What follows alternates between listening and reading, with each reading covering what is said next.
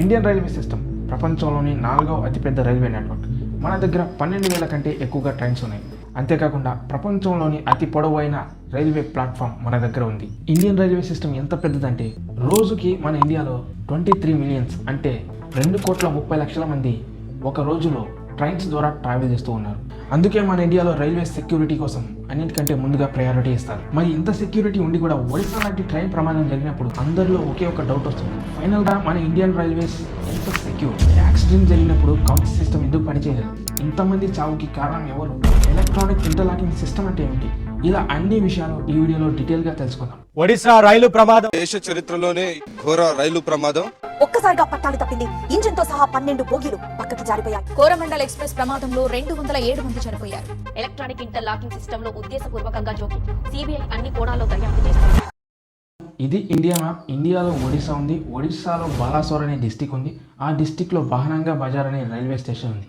June 2, 2023 మధ్యాహ్నం 3:20 train number 128411 అనే Coromandel express కోల్కతాలో ఉన్న షాలిమార్ స్టేషన్ నుంచి బయలుదేరింది. ఇది మరుసటి రోజు అంటే జూన్ 3న పొద్దున్న 4:50 చెన్నై చేరుకోవాలి. కానీ బెంగళూరు నుంచి ట్రైన్ నెంబర్ 12864 అనే హౌరా ఎక్స్ప్రెస్ జూన్ 1న ఆల్రెడీ బయలుదేరింది. ఇది వెస్ట్ బెంగాల్లో ఉన్న హౌరా జంక్షన్కి 2వ తారీఖు సాయంత్రానికి చేరుకోవాలి.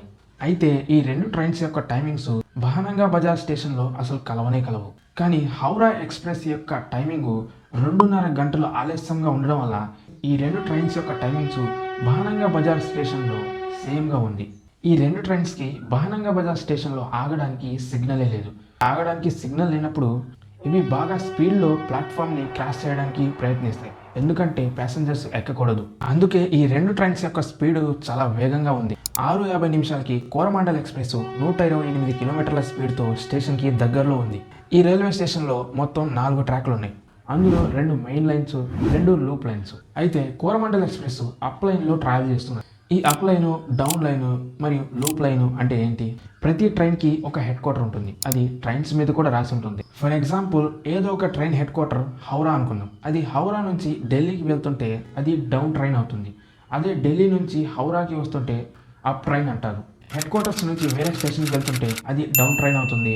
అక్కడ నుంచి రివర్స్ హెడ్ క్వార్టర్స్కి వస్తుంటే అది అప్ ట్రైన్ అవుతుంది. ఇది అప్ ట్రైనా డౌన్ ట్రైనా అని తెలుసుకోవాలంటే జనరల్గా ట్రైన్ నెంబర్స్ ఆడ్ నెంబర్స్ అంటే బేసి సంఖ్యలు ఉంటే దాన్ని డౌన్ ట్రైన్ అంటారు. అదే ట్రైన్ నెంబర్స్ ఈవెన్ నెంబర్స్గా ఉంటే అంటే సరి సంఖ్యల్లో ఉంటే దాన్ని అప్ ట్రైన్ అంటారు. సో అయితే అప్పుడప్పుడు ఒకే ట్రాక్ మీద 2 ట్రైన్స్ సేమ్ టైంకి వస్తూ ఉంటాయి. అటువంటప్పుడు రైల్వే సిస్టమ్ లూప్ లైన్స్ని క్రియేట్ చేసింది. సో ఇక్కడ చూడండి, ఒకవైపు నుంచి ట్రైన్ ఏ వస్తుంది, ఇంకోవైపు నుంచి ట్రైన్ బి వస్తుంది, అది కూడా సేమ్ ట్రాక్ మీద. ఇటువంటప్పుడు యాక్సిడెంట్ అయ్యే ప్రమాదం చాలా ఎక్కువగా ఉంది. అలా యాక్సిడెంట్ జరగకుండా ఉండడానికి ట్రైన్ ఏ లూప్ లైన్లోకి వస్తుంది, ట్రైన్ బి వెళ్ళిపోతుంది. అలా వెళ్ళిపోయిన తర్వాత ట్రైన్ ఏ కూడా అదే ట్రాక్ మీద మళ్ళీ వెళ్ళిపోతుంది. ఈ లూప్ లైన్ లెంత్ 650 మీటర్లుగా ఉంటుంది. ఇక్కడ ఒక ఫౌలింగ్ మార్క్ కూడా ఉంటుంది, అంటే ఇక్కడ ట్రైన్ ఆగమని అర్థం. సో బహనంగా స్టేషన్లో కూడా 4 ట్రాక్లు ఉన్నాయి. ఒకటి అప్ లైన్ ట్రాక్, రెండోది డౌన్ లైన్ ట్రాక్, ఇంకా వాటి పక్కన down loop line, up loop line. ఈ లూప్ లైన్స్ గూడ్స్ ట్రైన్స్ ఆగుతూ ఉంటాయి. అప్ లైన్లో కోరమండల్ ఎక్స్ప్రెస్ వస్తూ ఉన్నది. అది లూప్ లైన్లోకి వెళ్ళింది. ఆ లూప్ లైన్లో ఆల్రెడీ అక్కడ ఒక గూడ్స్ ట్రైన్ ఆగుంది. ఆ గూడ్స్ ట్రైన్ని వెనక నుంచి కోరమాండల్ ఎక్స్ప్రెస్ ఢీకొట్టిన తర్వాత కోరమాండల్ ఎక్స్ప్రెస్ పెట్టెలు అటుగా డౌన్ లైన్లో వెళ్తున్న హౌరా ఎక్స్ప్రెస్ 2 పెట్టెల మీద పడ్డాయి. మేజర్గా ముందున్న 5 బోగి పెట్టెల్లో ఉన్న వారికి ప్రమాదం ఎక్కువగా ఉంది. న్యూయార్క్ టైమ్స్ ప్రకారం కోరమండల్ ఎక్స్ప్రెస్లో మొత్తం 1257 మంది ఉన్నారు. అలాగే హౌరా ఎక్స్ప్రెస్లో 1039 మంది ఉన్నారు. రీసెంట్ అప్డేట్స్ ప్రకారం ఈ యాక్సిడెంట్ ద్వారా 289 మంది చనిపోయారు. ఇంకా 803 మంది చాలా తీవ్రంగా గాయపడ్డారు. ఈ ట్రైన్ యాక్సిడెంట్లో బతికి బయటపడిన వారు చెప్పిన ప్రకారం అందరూ తమిళనాడు నుంచి కేరళకి బతుకు తెరువు కోసం వెళ్తున్న వాళ్ళే చాలా ఎక్కువ మంది ఉన్నారు. కోరమాండల్ ఎక్స్ప్రెస్లో ప్రయాణించిన శాశ్వత్ గుప్తా అనే ఒక వ్యక్తి ట్రైన్ పెట్టే 90 డిగ్రీలు గాలిలోకి ఎగిరిందని చెప్పాడు. దగ్గర సాయంత్రం 7 గంటల సమయంలో ఈ యాక్సిడెంట్ జరిగిన కొద్దిసేపటికి national disaster response force NDRF బృందాలు అక్కడికి చేరుకున్నాయి. మెడికల్ ట్రైన్స్ అక్కడికి వచ్చాయి. ఇంకా ప్రధానంగా అక్కడ లోకల్గా ఉండే ప్రజలు గాయపడిన వారికి చాలా సహాయం చేశారు. అక్కడ గాయపడిన 900 మందిని బాలాసోర్ డిస్టిక్లోని వేరే హాస్పిటల్లోకి చేర్చారు. ఇంకా చాలామంది ప్రజలు బ్లడ్ని డొనేట్ చేశారు. ఒక్క రాత్రిలో 500 యూనిట్ల బ్లడ్ని కలెక్ట్ చేశారు. అయితే చాలా మందికి డౌట్ ఏంటంటే ఇంత పెద్ద ప్రమాదం ఎలా జరిగింది? అసలు కోరమాండల్ ఎక్స్ప్రెస్ మెయిన్ లైన్లో నుంచి లూప్ లైన్లోకి ఎందుకు వచ్చింది? ఇది డ్రైవర్ చేసిన పనేనా అని. అయితే లోకో పైలట్ అంటే ట్రైన్ డ్రైవర్ అతని చేతిలో స్టీరింగ్ మాత్రమే ఉంటుంది. ట్రైన్ డైరెక్షన్ మార్చడం, ట్రాకులు మార్చడం ఇవేమీ అతని చేతిలో ఉండవు. ఈ స్టీరింగ్ ఓన్లీ స్పీడ్ని కంట్రోల్ చేయడానికి మాత్రమే ఉంటుంది. ట్రైన్ డైరెక్షన్ మార్చడం స్టేషన్ ఆఫీస్ నుంచి చేయబడుతుంది. ఈ పూర్తి ప్రమాదంలో ట్రైన్ లోకో పైలట్ తప్పేమీ లేదు. ఈ మాటని 3 రోజుల తర్వాత railway board member Jayavarma Sinha కూడా ఈ మాటని కన్ఫర్మ్ చేశారు. ఈమె ట్రైన్ డ్రైవర్తో మాట్లాడారు.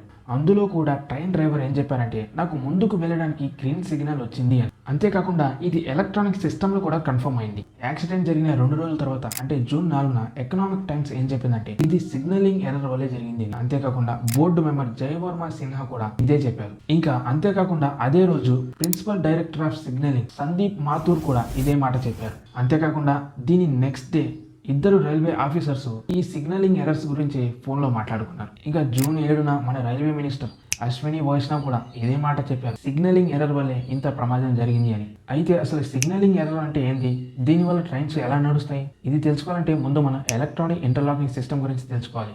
ఇంకా దానికంటే ముందు ఒక స్టేషన్లో ఉండే అన్ని ట్రాక్స్ యొక్క మేనేజ్మెంట్ ఎలా జరుగుతుంది అది తెలుసుకోవాలి. ఒక రైల్వే స్టేషన్లో చాలా రకాల ట్రాక్స్ ఉంటాయి. ఎందుకంటే ఒక ట్రైన్ వస్తుంది, ఒక ట్రైన్ వెళ్తుంది, ఒక ట్రైన్ లూప్ లైన్లో ఆగుతుంది, ఇంకో ట్రైన్ క్రాస్ చేస్తూ ఉంటుంది. ఇలా చాలా రకాలుగా జరుగుతుంది కాబట్టి అనేక రకాలుగా ట్రాక్స్ ఉంటాయి. సో అయితే ఒక స్టేషన్లో ఏ ట్రైన్ వెళ్ళాలి, ఏ ట్రైన్ రావాలి, ఏ ట్రైన్ లూప్ లైన్లో ఆగాలి, ఏ ట్రైన్ క్రాస్ చేయాలి, ఇలాంటి అన్ని విషయాలు మేనేజ్ చేయడానికి ఒక ఎలక్ట్రానిక్ ఇంటర్లాకింగ్ సిస్టమ్ ఉంటుంది. ఇక్కడ చూడండి, ఇక్కడ ట్రైన్ ట్రాక్ చేంజ్ అవుతుంది, దీన్నే పాయింట్ అంటారు. ఈ ట్రాక్స్ చేంజ్ చేసే ఈ మిషన్ని పాయింట్ మెషిన్ అంటారు. ఈ పాయింట్ మెషిన్ ట్రాక్స్ని కలపడానికి, విడదీయడానికి ఉపయోగపడుతూ ఉంటుంది. అయితే ఇంతకుముందు మాన్యువల్గా ఒక మనిషిని పెట్టి ట్రాక్స్ని చేంజ్ చేపిస్తూ ఉండేవారు. కానీ రాను రాను సెక్యూరిటీ రీజన్స్ వల్ల దీన్ని డైరెక్ట్గా ఆఫీస్కి స్విచ్ చేశారు. ఎందుకంటే ఇది బయట ఉంటే ఎవరైనా వచ్చి ట్రాక్స్ని చేంజ్ చేసే అవకాశం ఉంది. అయితే అక్కడ ఈ పాయింట్స్ని చేంజ్ చేయడానికి ఒక పాయింట్ మ్యాన్ ఉంటాడు. రైల్వే స్టేషన్ నుంచి అన్ని రూట్స్ బాగా అనలైజ్ చేసి ఈ ఇన్స్ట్రక్షన్స్ అన్ని ఈ పాయింట్ మ్యాన్కి ఇస్తారు. ఇంకా ఆ పాయింట్ మ్యాన్ ఆ ట్రాక్ మీద ఏదైనా బండి ఆగి ఉందా లేదా ఖాళీగా ఉందా అని చూసుకుంటాడు. ఆ తర్వాత పాయింట్ మ్యాన్ లివర్ ద్వారా ట్రాక్ని చేంజ్ చేస్తాడు. కానీ ఇదంతా పాత మోడల్. మన ఇండియాలో కేవలం 100 స్టేషన్స్లో మాత్రమే ఈ పద్ధతిని ఉపయోగిస్తున్నారు. ఇంకా మిగతా ఎన్నైతే స్టేషన్స్ ఉన్నాయో అన్నింటిలో ఎలక్ట్రానిక్ ఇంటర్లాకింగ్ సిస్టమ్ని ఉపయోగిస్తున్నారు. ఎలక్ట్రానిక్ ఇంటర్లాకింగ్ సిస్టమ్ పని కూడా అదే, కానీ ఇదేమో ఒక సాఫ్ట్వేర్ అల్గరిథం ద్వారా పనిచేస్తూ ఉంటుంది. ఈ ఎలక్ట్రానిక్ ఇంటర్లాకింగ్ సిస్టంలో మేజర్గా 3 points. Number 1 track electric circuit, రెండోది పాయింట్ స్విచ్, ఇంకా మూడోది సిగ్నల్స్. ఈ మూడింటి మీద ఆధారపడి ఒక ట్రైన్ డైరెక్షన్ని ఈ ఎలక్ట్రానిక్ ఇంటర్లాకింగ్ సిస్టమ్ డిసైడ్ చేస్తుంది. ఈ ట్రాక్ సర్క్యూట్ రైల్వే ట్రాక్ మధ్యలో కొంచెం దూరంగా పెడుతూ ఉంటారు. బేసిక్గా ఇది ఎలా పనిచేస్తుందంటే, ట్రైన్ చక్రాలు దీని మీద నుంచి వెళ్ళినప్పుడు అవి ఎన్ని వెళ్ళాయో ట్రాక్ ఖాళీగా ఉందా లేదా అని తెలియజేస్తుంది. ఇంకా రెండోది పాయింట్ స్విచ్. ఇంతకుముందు చూసుకుంటే ఒక మనిషిని పెట్టి ట్రాక్స్ని చేంజ్ చేస్తూ ఉండేవారు. ఇంకా ఇప్పుడేమో ఒక పాయింట్ మెషిన్ ద్వారా ట్రాక్స్ని చేంజ్ చేస్తూ ఉన్నారు. ఇంకా లాస్ట్ది ముఖ్యమైనది సిగ్నల్.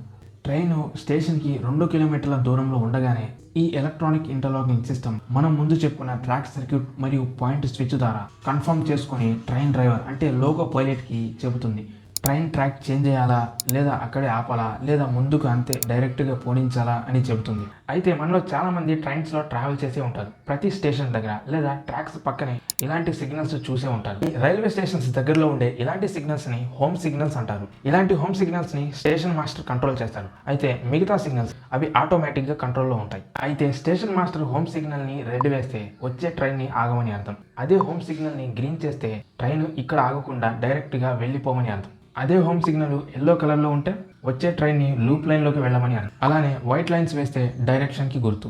ట్రైన్ ఏ రూట్లో వెళ్ళాలో electronic interlocking system track circuit, point switch ఇంకా సిగ్నలింగ్ ద్వారా డిసైడ్ చేస్తుంది.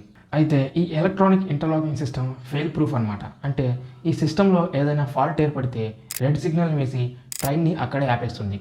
ఎలక్ట్రానిక్ ఇంటర్లాకింగ్ సిస్టమ్ అనేది రిమోట్లీ కంట్రోల్. అంటే ఇది రైల్వే స్టేషన్ యొక్క సెక్షన్ ఆఫీస్ నుంచి signal man, section control heads ద్వారా ఈ ఎలక్ట్రానిక్ ఇంటర్లాకింగ్ సిస్టమ్ అనేది కంట్రోల్ చేయబడుతుంది. ఒక ఎలక్ట్రానిక్ బోర్డు ఉంటుంది, అందులో ట్రైన్స్ యొక్క రూట్స్ ముందుగానే సెట్ చేసేస్తారు. ఆ తర్వాత పనులు ఆటోమేటిక్గా జరిగిపోతాయి. అయితే ఆ రోజు కోరమాండల్ ఎక్స్ప్రెస్ బహనంగా బజార్ స్టేషన్కి వచ్చినప్పుడు ట్రాక్ చేంజ్ చేసే దగ్గర అంటే పాయింట్స్ దగ్గర హోమ్ సిగ్నల్ అనేది గ్రీన్ ఉంది. ట్రైన్ని ఆగకుండా స్ట్రైట్గా వెళ్ళిపోమని అర్థం. కానీ ఇక్కడ దానికి పూర్తిగా వ్యతిరేకంగా జరిగింది. ట్రైన్ మెయిన్ లైన్లో వెళ్లకుండా అదే స్పీడ్లో లూప్ లైన్లోకి వచ్చి అక్కడ ఆగి ఉన్న గూడ్స్ ట్రైన్ని ఢీకొట్టింది. సిగ్నల్ ఏమో గ్రీన్ చూపించింది, కానీ వచ్చిన ట్రైన్ ఏమో లూప్ లైన్కి వెళ్ళింది. ఇలా ఎప్పుడు జరుగుతుందంటే మేజర్గా ఎలక్ట్రానిక్ ఇంటర్లాకింగ్ సిస్టంలో ఎర్రర్ ఉన్నప్పుడు. కానీ ఇంటర్లాకింగ్ సిస్టంలో తప్పులు ఉన్నప్పుడు మనం ముందు చెప్పుకున్నట్టు రెడ్ సిగ్నల్ వేసి ట్రైన్ని అక్కడే ఆపాలి కదా, కానీ ఇక్కడ గ్రీన్ సిగ్నల్ ఎందుకు వచ్చింది? అయితే ప్రధానంగా దీనికోసం ఇన్ఫర్మేషన్ ఏముందంటే ఎవరైనా అక్కడ కావాలనే సిగ్నలింగ్ కేబుల్స్ని కట్ చేసి ఉండవచ్చు, లేదా అటు ఇటు మార్చి ఉండవచ్చు. ఏదైనా ప్రధానంగా అక్కడ ఎక్స్టర్నల్గా ఏదో చేసి ఉంటారు అని ఒక ఇన్ఫర్మేషన్ ఉంది. అయితే అక్కడ హోమ్ సిగ్నల్లో గ్రీన్ లైటే వచ్చిందని ఏంటి గ్యారంటీ? రైల్వే అఫీషియల్స్ వాళ్ళ డేటా లాగర్లో గ్రీన్ లైట్ సిగ్నల్ పడిందని డిక్లేర్ చేశారు. ఇంకా అంతేకాకుండా ఆ ట్రైన్ డ్రైవర్ అంటే లోకో పైలట్ గ్రీన్ సిగ్నల్ వచ్చిందని కూడా కన్ఫర్మ్ చేశారు. రైల్వే ఆఫీసర్స్ కూడా ఆడియోలో మాట్లాడుతున్నప్పుడు ఎవరైనా కావాలని మ్యానిపులేట్ చేస్తే తప్ప ఈ గ్రీన్ సిగ్నల్ పడే అవకాశం లేదని మాట్లాడుకున్నారు. సో మొత్తంగా ఈ యాక్సిడెంట్ మొత్తం ఈ గ్రీన్ సిగ్నల్ మీద ఆధారపడింది. సో ఎలాగైతే ఏరోప్లేన్స్లో బ్లాక్ బాక్స్ ఉంటుందో ట్రైన్స్లో కూడా డేటా లాగర్ ఉంటుంది. ఇది ట్రైన్ యొక్క పూర్తి యాక్టివిటీని ట్రాక్ చేసి స్టోర్ చేస్తూ ఉంటుంది. సో అయితే ప్రజెంట్ దీని మీద సిబిఐ ఎంక్వైరీ నడుస్తుంది.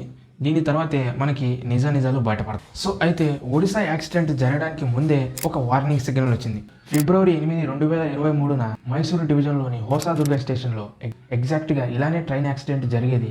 డ్రైవర్ తన టాలెంట్తో ఈ ట్రైన్ యాక్సిడెంట్ని జరగకుండా ఆపాడు. ఇది జరిగిన నెక్స్ట్ డే అంటే ఫిబ్రవరి 9న సౌత్ వెస్టర్న్ యొక్క ప్రిన్సిపల్ చీఫ్ ఆపరేటింగ్ మేనేజర్ దీనికోసం ఒక లేఖ రాశారు. ఇంకా ఒక వార్నింగ్ కూడా ఇచ్చారు. దీన్ని కనుక మనం సరిగ్గా పట్టించుకోకపోతే రాబోయే రోజుల్లో భారీ ప్రమాదం జరుగుతుంది అని.